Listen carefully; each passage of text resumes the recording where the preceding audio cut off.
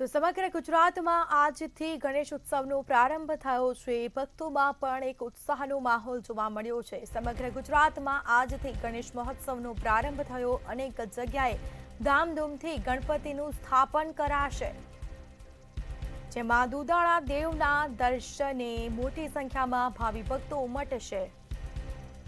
તો અમદાવાદના અખબારનગર વિસ્તારમાં ભક્તોની ભારે ભીડ જોવા મળી છે।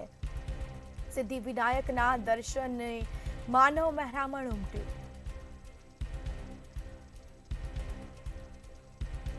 સમગ્ર ગુજરાતમાં આજથી ગણેશ મહોત્સવનો પ્રારંભ કરવામાં આવ્યો છે અને ભક્તો બાપાની સેવા અર્ચના કરશે, પૂજા કરશે। દુધાળા દેવના દર્શને મોટી સંખ્યામાં ભાવિ ભક્તો ઉમટ્યા છે। આજે દ્રશ્યો અમે આપને બતાવી રહ્યા છીએ। ભગવાનની વહેલી સવારે આરતી કરવામાં આવી છે। સાથે સાથે 10 દિવસ સુધી વિઘ્નહર્તા ગણપતિની સેવા પૂજા થશે, આરતી કરવામાં આવશે અને તમામ ભાવિ ભક્તો આરતી અને દર્શન કરી ધન્યતા અનુભવશે। સરસ તમામ જે ગણપતિના મંદિરો છે ત્યાં પણ વિશેષ શણગાર કરવામાં આવ્યો છે અને દુધાળા દેવના દર્શન કરવા માટે મોટી સંખ્યામાં ભક્તોનું પણ ઘોડાપુર ઉમટ્યું છે। ત્યારે અમદાવાદના અખબારનગર વિસ્તારમાં ભક્તોની ભારે ભીડ જામી। સિદ્ધિવિનાયકના દર્શને માનવ મહેરામણ ઉમટ્યું છે। સરસ શણગાર કરવામાં આવ્યો છે। જે અલગ અલગ પંડાલો પણ જે તૈયાર કરવામાં આવતા હોય છે અને ત્યાં ભગવાન ગણપતિને જે સ્થાપિત કરવામાં આવે છે મૂર્તિને, 10 દિવસ સુધી ભગવાનની સેવા અર્ચના થશે, પૂજા કરવામાં આવશે। તો અમદાવાદના અખબારનગર વિસ્તારમાં ભક્તોની ભારે ભીડ જામી છે, જેમાં સિદ્ધિવિનાયકના દર્શને માનવ મહેરામણ ઉમટ્યું।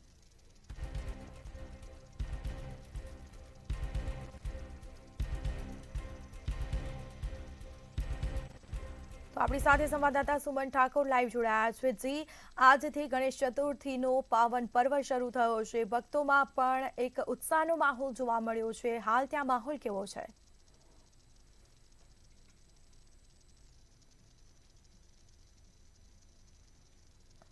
जी ચોક્કસપણે સ્મિતા કહી શકાય કે અમદાવાદમાં આવેલા અખબારનગર સિદ્ધિવિનાયકના મંદિરે લોકો જે છે તે સવારથી જ દર્શન કરવા આવી રહ્યા છે।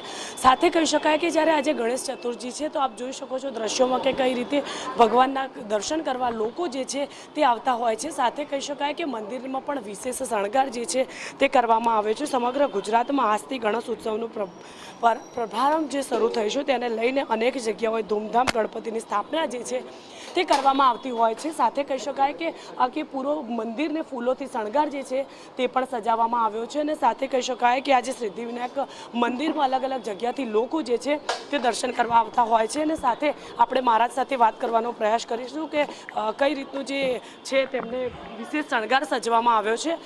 મહારાજ શું કહેશો જે રીતે વિશેષ શણગાર સજવામાં આવ્યો છે? આજે કેટલાય દિવસથી અમારા પ્રયત્નો રહ્યા દર્શનાર્થીઓને આનંદ થાય એ માટે, અસ્તિત્વના આનંદ માટે પ્રભુની અમે સેવા કરી અને અત્યારે આ જોઈ રહ્યા છો આ સ્થિતિ।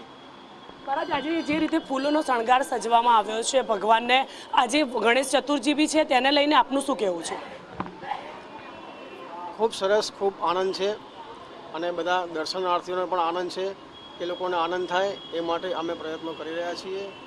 બરાબર, સિદ્ધિવિનાયક સેવા સંઘ। ચોક્કસપણે કહી શકાય કે જે રીતે ફૂલોનો શણગાર સજો આવે છે ભગવાનના અલગ અલગ જગ્યાથી લોકો જે છે તે પણ દર્શન કરવા આવતા હોય છે। બીજા પણ એક મહારાજ છે તેમના સાથે જ વાત કરીશું। શું નામ છે મહારાજ? મુકેશભાઈ દવે। મુકેશભાઈ, શું કહેશો આજે સિદ્ધિવિનાયક લોકો દર્શન કરવા આવતા હોય છે, ખાસ કરીને આજે ગણેશ ચતુર્થી છે તેમને લઈને શું કહેશો? બહુ ભાવિક ભક્તો આવે છે અને મનોકામના દાદા પૂર્ણ કરે છે। જેને મકાનની મકાન, છોકરાની છોકરા, ઘણું બધું આલે છે। બધા રડતા આવે છે અને હસતા જાય છે।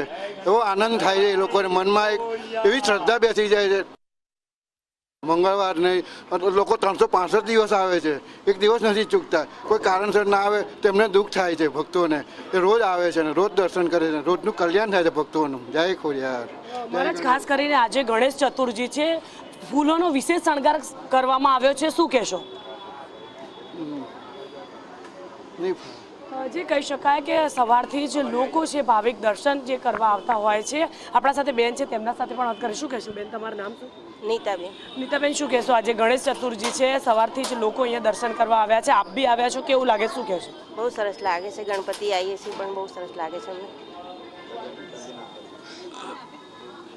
જી, ગણપતિના દર્શન કરવા લોકો જે છે તે આવતા હોય છે. ફરી હું તમને એકવાર બતાવવા માંગીશ, લોકોની ભીડ જે છે આવી પહોંચ્યા છે. લોકો ભગવાનના દર્શને જ્યારે ગણેશજીને આજે સ્થાપના જે છે તે કરવામાં આવી રહી છે અને અમદાવાદના અખબારનગર વિસ્તારમાં ભક્તોની ભીડ જે છે તે પણ જોવા મળી રહી છે. સાથે કહેવામાં આવે છે કે આપણે એક ભાઈ છે, તેમના સાથે પણ વાત કરીશું. શું નામ છે ભાઈ આપનું? અશ્વિન બારોટ. અશ્વિનભાઈ, શું કહેશો? આજે ગણેશ ચતુર્થી છે, લોકો આમ તો દર્શન કરવા આવતા જ હોય છે, પણ આજે ગણેશ ચતુર્થી છે, તેને લઈને શું કહેવું છે? જય ગણેશ. પહેલે તો હું મારે કહેવો, ગણપતિ દાદાનું એક આસ્થાનું એક કેન્દ્ર છે અને દુનિયાની અંદર જે પણ ગણપતિ દાદાની જે પૂજા અર્ચના એ બી કરે છે, એટલે વિઘ્નહર્તા છે.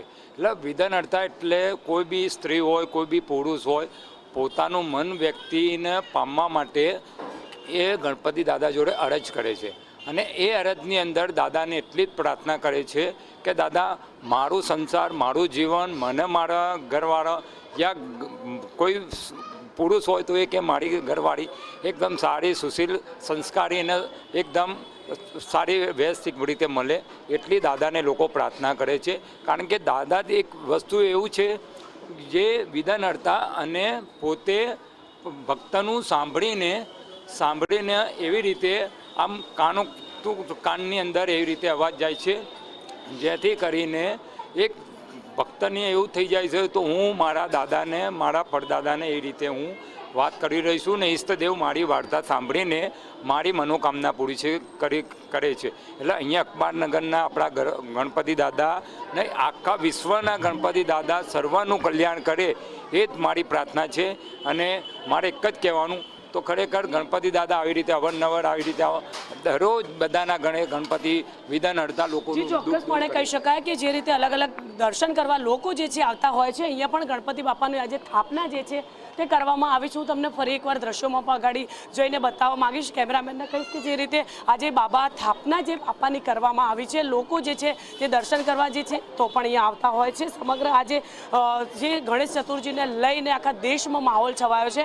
આપણા સાથે મહારાજ છે, તેમના સાથે જ વાત કરીશું. શું નામ છે મહારાજ? મારું નામ ધર્મેન્દ્ર વ્યાસ. ધર્મેન્દ્રભાઈ, શું કહેશો? આજે જે રીતે ગણેશ ચતુર્થી છે, સવારથી જ લોકો અહીંયા પૂજા અર્ચના કરવા આવતા હોય છે, તમે પણ આજે બાપા બેસાડ્યા છે, શું કહેશો? આ દાદાનો એક પર્વ છે જે 9 દિવસ અથવા 11 દિવસનો હોય છે અને આ પર્વ જે લોકમાન્ય તિલકે, બાળ ગંગાધર તિલકે જે આઝાદી વખતે જે આપણો ભારત દેશ એક થાય અને એકતાની સાથે અંગ્રેજો સામે લડે, એ હેતુસર આ એક જાહેર ગણપતિનું જે એ સમયે કરવામાં આવ્યું હતું અને આજ એ જ સ્વરૂપ બધા આજે આખા દેશની અંદર વ્યાપ્ત છે. કલોચંડી વિનાયકો, કળિયુગની અંદર શ્રેષ્ઠ ફળ આપવાવાળા દેવ હોય તે ભગવાન ગણેશ છે અને ગણપતિની આપણે આરાધના કરીએ છીએ. આ 9 દિવસ અથવા 11 દિવસનું જે પર્વ છે, એ પર્વની અંદર દાદાના ભક્તો દાદાની આરાધના કરતા હોય છે, દરેકની મનોકામના પૂર્ણ થતી હોય છે.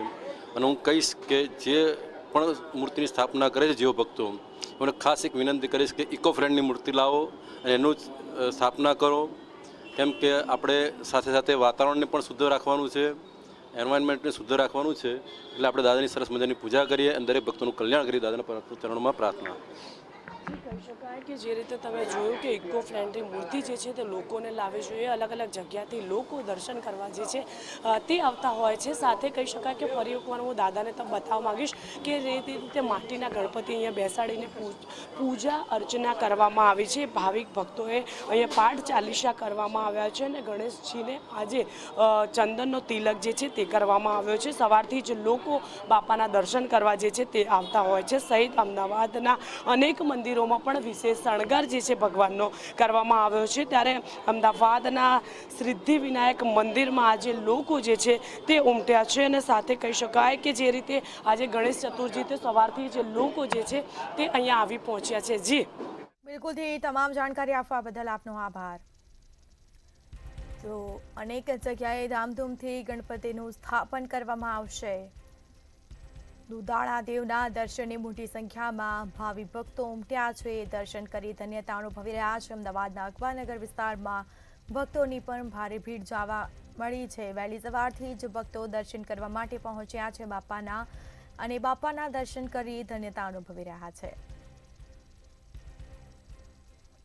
વિઘ્નહર્તા ગણપતિ બાપા આજે ગણેશ ચતુર્થી છે અને 10 દિવસ સુધી બાપાની સેવા પૂજા કરવામાં આવતી હોય છે.